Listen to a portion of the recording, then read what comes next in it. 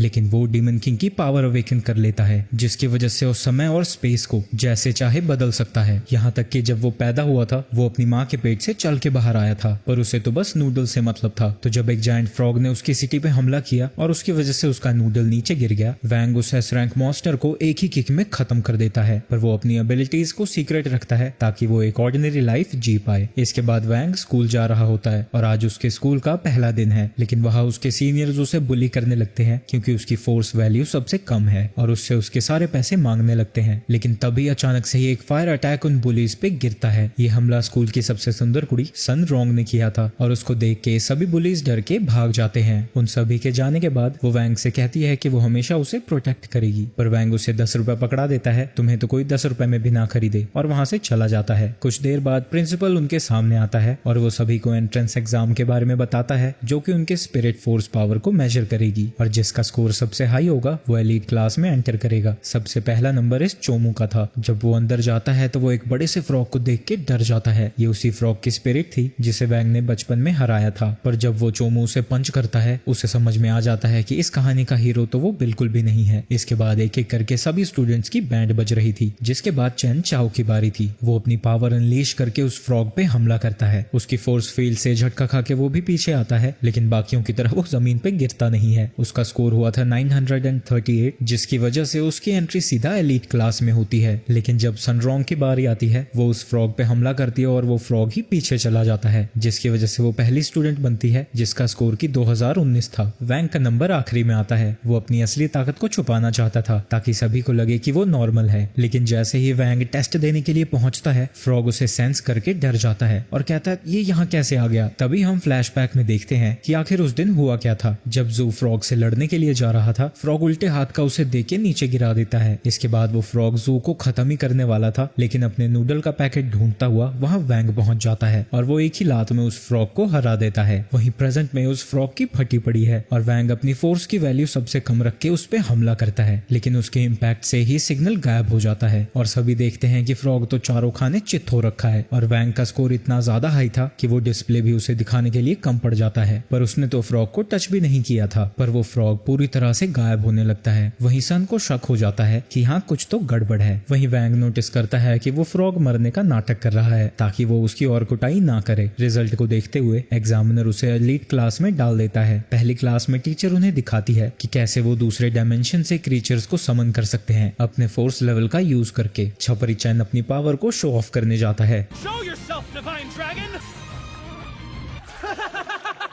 जब सभी लोगों का उस पे हंसना बंद हो जाता है तो सभी लोग अलग अलग चीजें समन करना शुरू कर देते हैं। वहीं सन ने एक स्ट्रे डॉग को समन किया था, पर वो कहती है कि आखिर मुझे कितनी स्पिरिचुअल पावर चाहिए थी एक स्पिरिट बेस्ड को समन करने के लिए। तभी टीचर की नजर वैंग पे पड़ती है। वो कहती है अबे झंगूर तू क्यों नहीं कुछ कर रहा। तो वैंग भी सोचता है उसे भी कुछ करना ही होगा। तो जब वो समन करने की कोशिश करता है वो आसपास काफी सारे एलियन बीस्ट को सेंस कर पा रहा था। तभी वहाँ अचानक से एक धमाका होता है और वैंग ने उसी जायंट फ्रॉग को समन किया था। वो वैंग को देख के डर जाता है, मेरा पीछा छोड़ दे मेरे बाप। सभी को बचाने के लिए टीचर सन के डॉग को यूज करके अपने मैजिक को मिक्स करती है और उस फ्रॉग को एक पपी में ट्रांसफॉर्म कर देती है, जिसके बाद सभी लोगों को वो डॉग बड़ा ही क्यूट लगने लगता है। पर चुपके से वैंग वहां से निकल रहा था क्योंकि असल में उसने अपनी सारी जिंदगी अकेले ही बिताई है। जब वो पैदा होने वाला था और उसके फादर उसका वेट कर रहे थे, वो नर्स को देखते हैं जो कि डिलीवरी रूम में धमाका होने के बाद बाहर आ रही थी और वो ये देख के रोने लगता है, लेकिन असल में उसका बेटा मरा नहीं था और वो अपनी माँ के पेट से सीधा चल के बाहर आया था। इसके बाद वो बेचारा हर दिन अपने पेरेंट्स का दिमाग पढ़ता है और देखता है कि वो हमेशा ही एक दूसरे से झूठ बोलते रहते हैं और वो उसे हमेशा ही अपने झगड़ों से परेशान करते रहते थे। तो वो अपने पेरेंट्स की शादी को बचाने के लिए बहुत सारी पॉसिबिलिटीज को एक ही साथ देख रहा होता है और लास्ट में उसको सबसे बेस्ट ऑप्शन एक ही दिखता है और वो सुसु कर देता है। जैसे जैसे वो बड़ा हो रहा था उसकी ताकतें बढ़ती ही जा रही थी और जब वो 6 साल का था उसने उस जायंट फ्रॉग को भी हरा दिया। तो उसके फादर रिसर्च और उस पर एक्सपेरिमेंट करके एक सीक्रेट सील बनाते हैं जिससे कि वो उसके स्पिरिचुअल फोर्स को हाइड कर पाए, लेकिन इसके बावजूद भी उसकी ताकत इतनी थी कि उसके सिर्फ छूने से ही बोल टूट जाती है। तो उसकी माँ हमेशा ही उसे गोल्डन पिल देती रहती है ताकि उसका स्पिरिचुअल फोर्स कंट्रोल में रहे। वहीं उसके डैड एक और एमुलेट पे काम कर रहे हैं। उसके माता पिता उससे बहुत प्यार करते हैं पर वो चाहते हैं कि उनका बेटा भी एक ऑर्डिनरी लाइफ जी पाए और इसीलिए वो अभी तक उसकी पावर को सप्रेस करने का तरीका ढूंढ रहे हैं। क्योंकि सिंपल चीजों के लिए भी, जैसे कि जब वो बर्थडे पे कैंडल्स ब्लो करता है तब भी वो पूरे घर में आग लगा देता देता है और जब वो 10 साल का था उसे छूने की वजह से ही लगभग उन सभी की मौत होने वाली थी। उसके पेरेंट्स बस उसे हंसती खेलती जिंदगी देना चाहते हैं जहाँ की वो अपने दोस्तों और परिवार के साथ खुश रहे, इसलिए वैंग भी ऐसी चीजें करने से बचता है जिससे गलती से भी उसकी पावर से किसी को कोई नुकसान ना हो। हाँ, लेकिन रामेन नूडल्स अगर बीच में है तो बात अलग है। वहीं स्कूल में सभी लोग क्लास प्रेसिडेंट बनने के लिए वोट मांग रहे हैं, पर इनमें उसका कोई भी इंटरेस्ट नहीं है और वो रामेन लेने के लिए शॉप में जाने लगता है। लेकिन वहाँ एक आदमी शॉप की सभी चीजों को खरीद लेता है और सभी से कहता है कि वो जितना चाहे वो सामान फ्री में ले सकते हैं, पर बदले में उन्हें सन रॉन्ग को वोट करना होगा। लेकिन ये देख के सभी कैंडिडेट्स गुस्सा हो जाते हैं और कहते हैं कि तुम वोट्स को खरीदना चाहती हो, ये तो गलत है। पर वैंग कहता है कि मैं तुम्हें 5 वोट दूंगा इन 5 नूडल्स के बदले। सन सोच में पड़ जाती है कि आखिर ये चिमकांडी मेरी मदद क्यों कर रहा है। वैंग को नूडल्स मिलता हुआ देख के बाकी सब लोग भी समझ जाते हैं कि बस उसे वोट करके उन्हें फ्री में सामान मिल सकता है। लेकिन चैन अभी भी उसे हराना चाहता है, लेकिन जो भी उसे वोट देने के लिए तैयार नहीं थे वो उन पे अपने सजेशन आर्ट का यूज करती है, जिसकी वजह से सभी उसे वोट देने के लिए मान जाते हैं। लेकिन इन सभी चीजों का वैंग पे असर नहीं होता है। वो वहां से चला जाता है और वो सन के लिए एक गोल्डन पिल छोड़ के गया था उन नूडल्स के बदले। वहीं क्लासरूम में जब टीचर आता है वो सभी को देख के समझ जाता है कि सन ने अपने सिडक्शन आर्ट का यूज किया है, तो वो उसी के बारे में सभी को पढ़ाने लगता है। इस स्पेल को यूज करने के लिए यूजर को लोगों को गिफ्ट देना होता है और फिर इनकांटेशन करने के बाद जिसने भी गिफ्ट लिया था वो यूजर के कंट्रोल में आ जाता है। वहीं क्लासरूम में बैठी सन वैंग को ही देख रही थी, तो वैंग को लगता है कि वो अभी भी उसे कंट्रोल करने की कोशिश कर रही है, पर सन उसे इसलिए देख रही थी क्योंकि उससे लगता है कि वैंग उसे पसंद करता है। वैंग उससे पूछ रहा होता है कि उसे गोल्डन पिल मिला या नहीं मिला, पर सन को लगता है कि वो उसे खाने को कह रहा है। पर जैसे ही वो उस पिल को खाती है वैंग समझ जाता है कि इसका जुलूस निकलने वाला है। उस पिल को खाते ही सन का स्पिरिचुअल प्रेशर लगभग खत्म हो जाता है और सभी के ऊपर से उसका स्पेल टूट जाता है। तभी टीचर सन को आगे बुलाता है और उसे अपने आर्ट ऑफ सेडक्शन के स्पेल को डेमोन्स्ट्रेट करने को कहता है। पर जब वो आगे जा रही थी उसका पैर एक कैन पे फिसल जाता है। लेकिन वैंग सभी के स्कूल के सपनों को सच करता हुआ पूरी क्लास के सामने कूल दिख जाता है, पर वो मेरे दोस्त निदेश जैसा सिंप नहीं था, तो वो उसे सीधा ही नीचे गिरा देता है। इसके बाद टीचर वैंग को उसी स्पेल की इनकांटेशन करने को कहता है और क्योंकि सन ने उससे गिफ्ट लिया था उस स्पेल का असर सिर्फ सन पे होता है। इसके बाद टीचर अनाउंस करता है कि चैन उनकी क्लास का प्रेसिडेंट है। वहीं वैंग वहां से निकल लेता है। वहीं रात को सन सोच रही होती है कि अगर वो चिमकांडी मुझे नुकसान ही पहुंचाना चाहता था तो उसने मेरी मदद क्यों की, और वो उसे अपने दिमाग से नहीं निकाल पा रही थी। अगली सुबह चैन एक बड़ा सा बर्तन लेके आता है पिल रिफाइनरी टेस्ट के लिए और उसे यकीन है कि उसके इतने सारे बॉल्स को देख के सन तो जरूर इम्प्रेस हो जाएगी। What do you mean by that?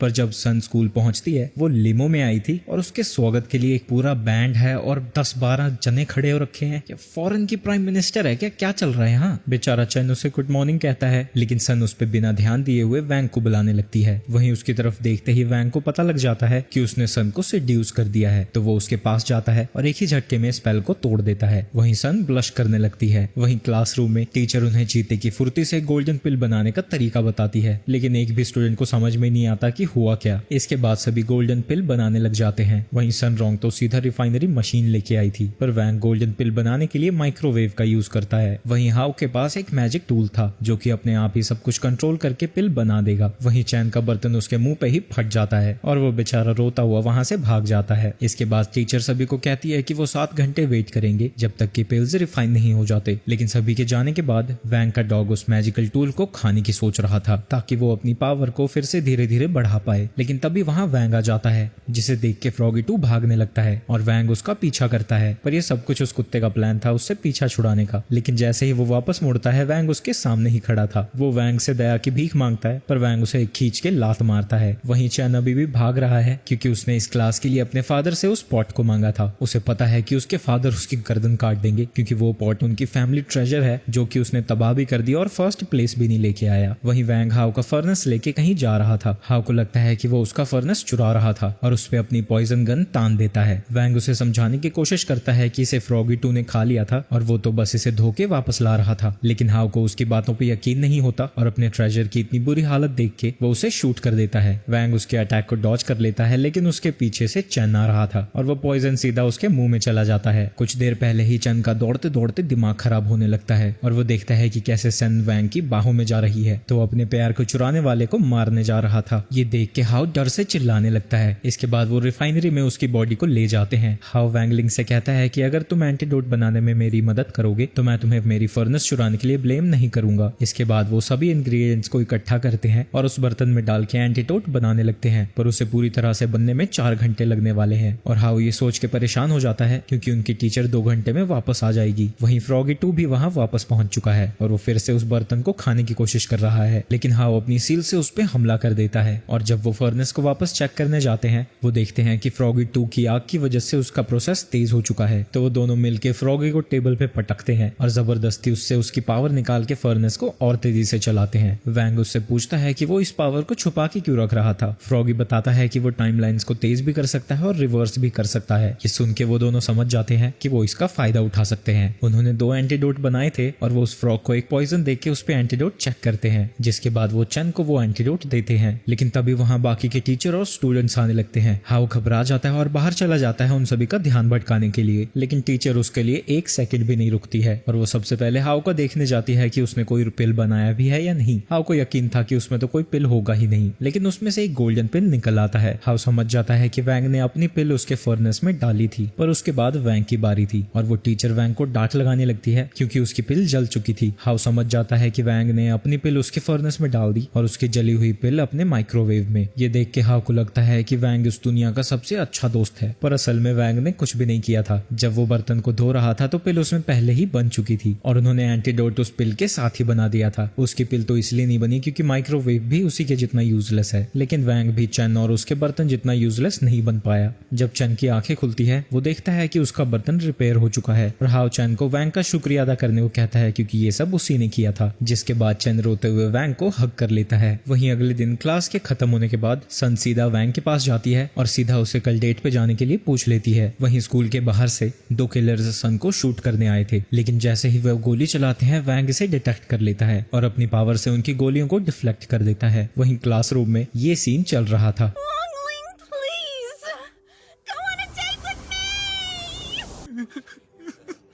तभी क्लास में उनका टीचर आता है और वैंग को ऑफिस में बुलाता है। वहीं सन उसका पीछा कर रही थी। दूसरी तरफ दोनों किलर्स अपने बॉस के ऑर्डर के हिसाब से वहां से वापस चले जाते हैं और फ्रॉगी ये सब कुछ दूर से देख रहा था। और वैंग जब अपने टीचर को हाँ बोलता है, सन को लगता है कि उसने डेट के लिए हाँ कर दी है। वो स्कूल में इतनी पॉपुलर थी कि उसकी लव स्टोरी के चर्चे पूरे स्कूल में होने लगते हैं और बातें चल रही थी कि वो सिर्फ फोर्स वैल्यू 5 वाले लड़के को डेट कर रही है। और ये खबर उस तक भी पहुंच जाती है जिसने कि सन को मरवाने के लिए किलर्स भेजे थे। वहीं टीचर वैंग को प्रिंसिपल ऑफिस में ले जाता है। जुओ टीचर को वहां से जाने को कहते हैं और वैंग से पूछते हैं कि तुम वही बच्चे हो ना जिसने कि कई साल पहले उस डीमन किंग को एक ही किक में हराया था। जुओ अपने घुटनों पे आ जाता है और उसे अपना मास्टर बनाना चाहता है, लेकिन वैंग 50% मैजिक यूज करता है और उसकी मेमोरी इरेज कर देता है और वहां से चला जाता है। तभी उसके पास फ्रॉगी आता है और उसे असासिन्स के बारे में बताता है। इसके बाद बेचारे वैंग को सन के भयानक सपने आने लगते हैं, पर जैसे ही वो बाहर देखता है सन उसे डेट पे ले जाने के लिए सच में बाहर खड़ी थी। इसके बाद जब वैंग ब्रेकफास्ट कर रहा था उसे लगता है कि उसके पेरेंट्स उसे डेट पे जाने नहीं देंगे, लेकिन उसके पेरेंट्स उल्टा उसे डेट पे जाने के लिए कहने लगते हैं और उसे शक होने लगता है कि वो उसके असली पेरेंट्स है भी या नहीं। और इससे पहले कि वो कुछ कह पाता उसके पेरेंट्स उसे घर से बाहर निकाल देते हैं और सन उसे अपने लिमो की पीछे वाली सीट पे बुलाने लगती है जहाँ की ऑब्वियसली काफी सारी जगह है,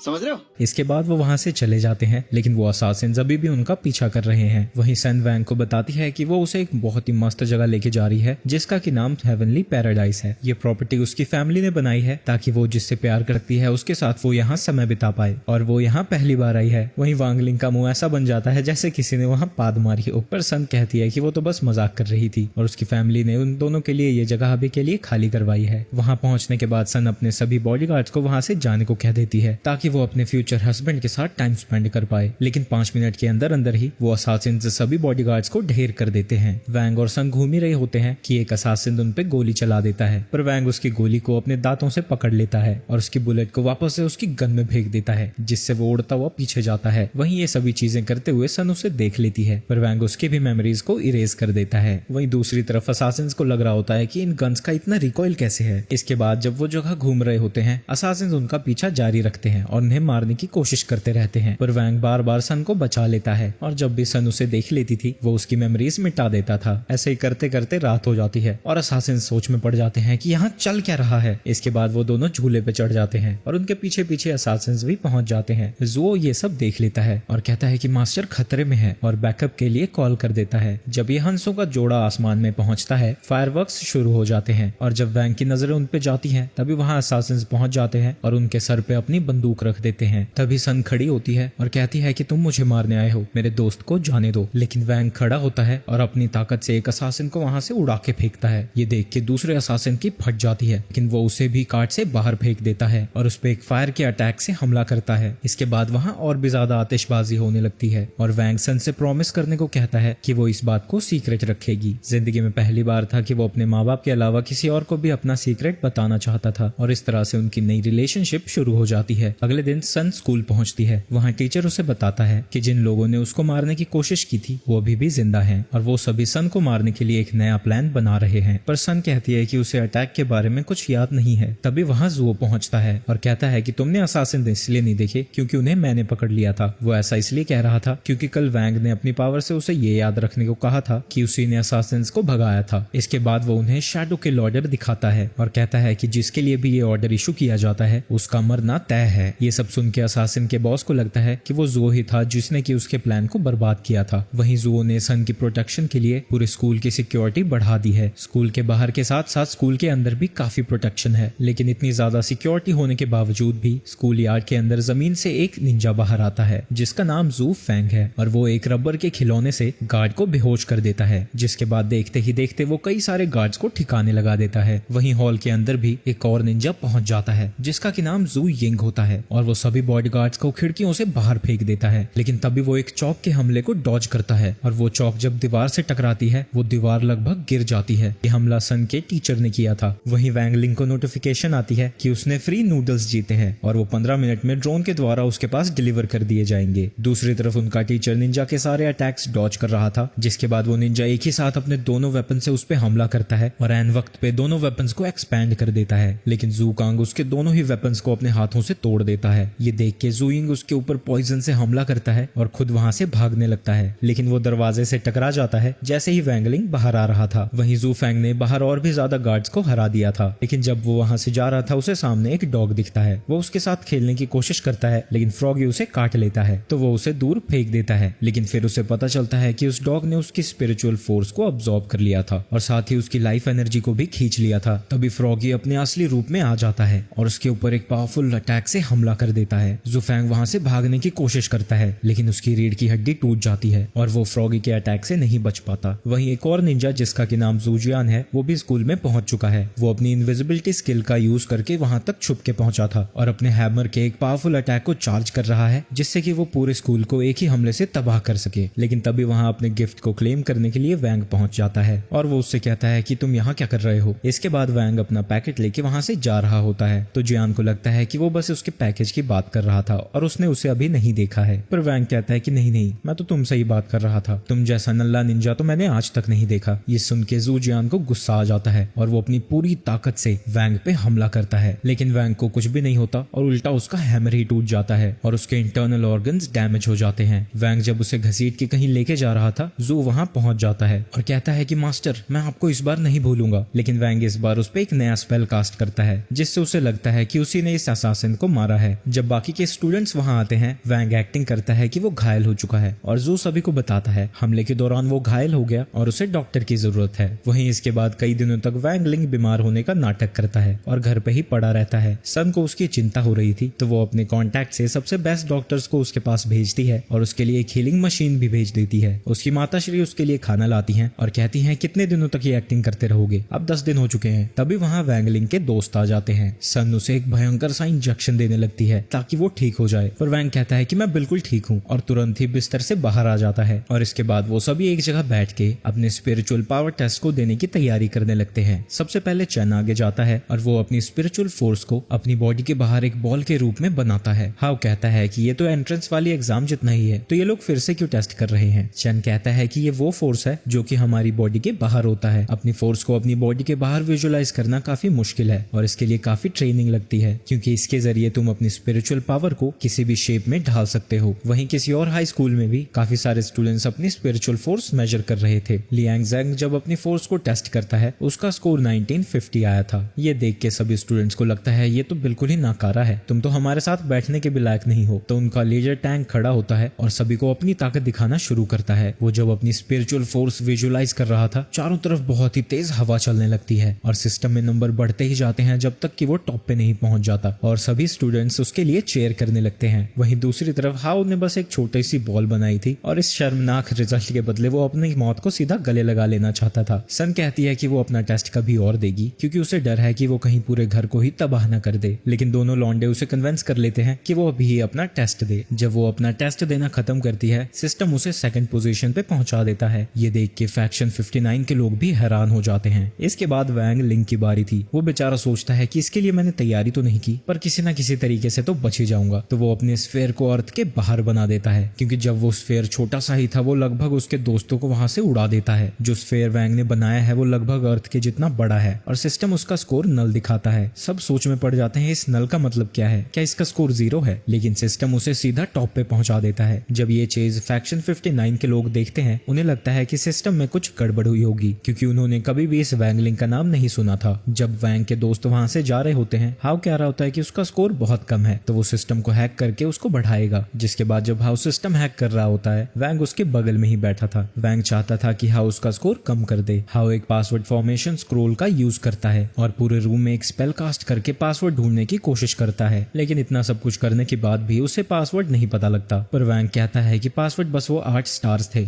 गधे के बच्चे। वहीं फैक्शन 59 वाले भी सिस्टम को हैक कर लेते हैं, पर वो वहां भी वैंग लिंग का असली स्कोर नहीं पता लगा पाते और वो नोटिस करते हैं कि एक और स्टूडेंट ने सिस्टम को हैक किया है। वहीं हाउ नोटिस करता है कि टैंक सेकंड प्लेस पे है और याद करता है कि कैसे वो स्कूल में उसे बुली किया करता था। लेकिन तभी सिस्टम का अलार्म बजने लगता है और इससे पहले कि सिस्टम उन्हें डिटेक्ट कर ले, वो उससे बाहर आने लगते हैं। लेकिन तभी कुछ स्टूडेंट्स उस रूम में पहुंच जाते हैं और वो उससे बताते हैं कि टैंक का नेम सिस्टम में चेंज हो गया है। उसका नाम हाउ ने टैंक बर्डी कर दिया था और ये देख के सभी स्टूडेंट्स हंसने लगते हैं। वहीं वो लड़की कहती है कि शायद हम अगले महीने स्वॉर्ड कंपटीशन में फैक्शन 60 वाले स्टूडेंट से मिल पाएं, और टैंक भी उस समय का बेसब्री से इंतजार कर रहा है ताकि वो उन्हें नीचा दिखा सके। अगले दिन ज़ुकोंग एक और टीचर को सभी के स्कोर दिखा रहा था। वो वैंगलिंग को सबसे टॉप पे देख के हैरान हो जाती है और कहती है ये तो क्लास में बिलो एवरेज है और हमेशा चुप रहता है, ये नेशनल लेवल पे नंबर 1 पे कैसे पहुंच गया। ज़ुकोंग कहता है कि इस बार हमारे पास 2 स्टूडेंट्स हैं जो कि टॉप 10 में है, लेकिन उनका सबसे पहला ही मुकाबला फैक्शन 59 से है। पिछले 100 सालों में फैक्शन 59 के साथ उनका 24 बार मुकाबला हुआ है, लेकिन उनमें से वो 23 बार हारे हैं और एक बार ड्रॉ हुआ था, और वो ड्रॉ 10 साल पहले हुआ था मास्टर जू की वजह से। वहीं कंपटीशन में भेजने के लिए उन्हें 5 स्टूडेंट्स को सिलेक्ट करना था, लेकिन उनके पास भेजने लायक सिर्फ 4।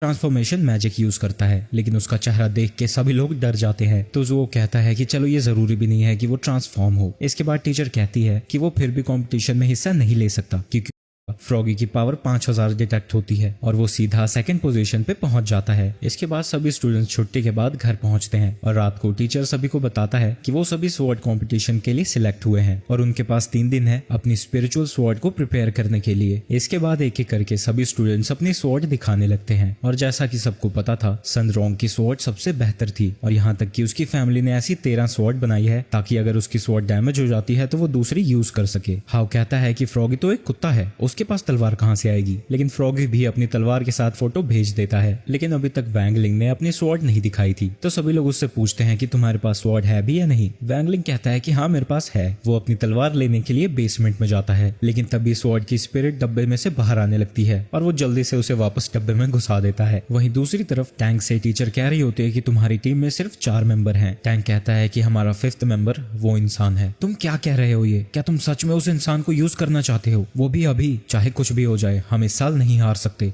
चलो, वो किसी की धुलाई कर रहा है और ये वही इंसान है जिसको की यूज करने की बातें चल रही थी। अगले दिन वैंग अपने दोस्तों को अपनी स्वॉर्ड दिखा रहा था, लेकिन सभी को लगता है कि ये काफी छोटी है। तभी वहां टीचर्स पहुंच जाते हैं और वो उन्हें बताते हैं कि वो फैक्शन 59 के स्कूल में रहेंगे जब तक कि कंपटीशन शुरू नहीं हो जाता। तभी टीचर देखते हैं कि वैंग अपने साथ कोई सामान नहीं लाया था। ऐसा इसलिए था क्योंकि वैंग का कोई इरादा ही नहीं था कंपटीशन में पार्ट लेने का। वो तो बस जाएगा और बीमारी का बहाना करके वापस आ जाएगा। लेकिन तभी एक बंदा आके जुओ को कुछ बताता है और हम देखते हैं कि शैडो फैक्शन की लीडर उस बस का पीछा कर रही है। वहीं बस के 59 की डायरेक्टर मिस जाय करती है। जाय और पैन पहले बहुत अच्छे दोस्त हुआ करते थे, लेकिन अब उन दोनों की दुश्मनी चल रही है। तो जाय टीचर से मिलने की जगह सनरॉन्ग के पास जाती है और कहती है कि ये तो तुम्हारे स्कूल के बजट में बहुत मदद करती होगी ना, और पान की बेइज्जती करने लगती है। जिसके बाद मिस पान भी उसके स्टूडेंट्स की बजाने लगती है कि तुम्हारे सारे स्टूडेंट्स बुली और गवार हैं, जिनमें बस ताकत है पर अकल सबकी घुटनों में है। लेकिन तभी जाय वैंग पे हमला कर देती है। वैंग तुरंत ही जमीन पे गिर जाता है और चोट लगने की एक्टिंग करने लगता है, पर यह कोई अटैक नहीं था बल्कि फोर्स वैल्यू चेक करने का तरीका था। तभी वो स्पिरिट बाहर आता है और वैंग को बताता है कि तुम्हारा एम्यूलेट टूटने वाला है, और उसी वक्त वो एम्यूलेट टूट जाता है और वहाँ बहुत ही बड़ा धमाका होता है और काफी देर तक उसके एम्यूलेट से आग निकलती रहती है। वैंग स्पिरिट से पूछता है कि तुमने मुझे पहले क्यों नहीं बताया। स्पिरिट कहता है कि मैं तुम्हें बताने आ तो रहा था, तुम ही तो मुझे दबाते रहे बार बार, तुम्हारे पास भी बस ताकत ही है, अकल तो घुटनों में ही है। एक्सप्लोजन खत्म होने के बाद सभी सोचने लगते हैं कि आखिर ये हुआ कैसे। जाय को भी समझ में नहीं आ रहा था कि ऐसा कैसे हो सकता है, क्योंकि उसने तो बस उसका लेवल चेक किया था। वैंग को स्ट्रेचर में लेटा के स्कूल के अंदर ले जाया जाता है और उसके पीछे सन भी जाने लगती है, लेकिन टैंग उसे रोकता है और उससे पूछता है मेरा खूबसूरत चेहरा तुम्हें याद है। लेकिन उसके रास्ते से ना हटने की वजह से सन उसको मुक्का मारती है, लेकिन ईशा उसे रोक देती है। तभी वैंगलिंग की बॉडी आग से जलने लगती है। तभी जाय आती है और उसे कपड़े से लपेट के बचा लेती है और उसे ट्रीटमेंट के लिए जल्दी से अंदर ले जाया जाता है। सन गुस्से में अपनी तलवार निकालती है और टैंग पे हमला कर देती है, लेकिन टीचर उसकी तलवार को पकड़ लेता है और कहता है कि वो अपने इमोशंस पे काबू रखे। वहीं वो आग बू फैंग ने लगाई थी। जब वैंग को मेडिकल रूम में ट्रीटमेंट के लिए ले जाया जाता है, वो देखते हैं कि वो वहां से गायब हो चुका है। वहीं वैंग स्कूल से बाहर निकलने का रास्ता ढूंढ रहा है और उसका एमुलेट धीरे धीरे और भी ज्यादा कमजोर हो रहा है। वो अपने डैड को कॉल करता है और बताता है कि एमुलेट टूटने वाला है। उसके पिताश्री सब कुछ छोड़ छाड़ के वैंग की मदद करने के लिए वहां से चल पड़ते हैं। वहीं मिस जाय सभी स्टूडेंट्स को जिम दिखाती है और सभी को कंपटीशन के रूल्स के बारे में बताने लगती है। ये 5 वर्सेस 5 का कंपटीशन होगा। पूरी